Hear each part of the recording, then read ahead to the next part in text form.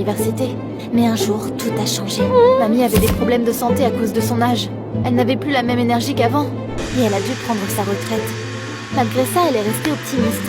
Et j'ai essayé de lui remonter le moral aussi. T'es forte comme le Terminator. Je suis sûre que tu iras mieux bientôt. Oh, ma chérie. Ma maladie s'appelle la vieillesse. Et il n'y a rien qu'on puisse y faire. Mamie ne voulait pas que je travaille. Mais ces médicaments étaient chers. Donc je l'ai pas écouté et j'ai trouvé un emploi à temps partiel pour ramasser des ordures sur les pistes de ski le week-end et après les cours.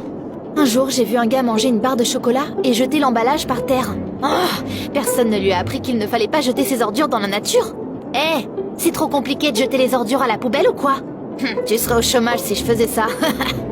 J'étais de mauvaise humeur ce jour-là. Et je voulais m'en prendre à ce beau bâtard. Puis il a souri sournoisement d'un coup. Faisons un pari. Si tu bats mon record de descente, je te donnerai mon snowboard. Mais si tu perds, tu deviendras ma nettoyeuse personnelle pendant une semaine. Tu peux dire au revoir à ton snowboard? Je suis tout de suite montée sur son snowboard. Et j'ai descendu la pente à la vitesse d'une fusée. Je sais pas ce que je pensais. Après tout, je n'avais jamais fait ça avant. Mais j'ai adoré.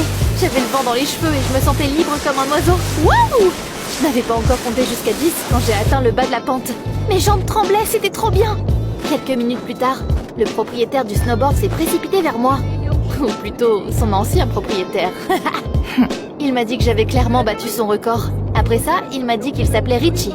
On a commencé à parler et je lui ai dit que je n'avais jamais fait de snowboard avant. Il avait l'air encore plus impressionné quand il a entendu ça.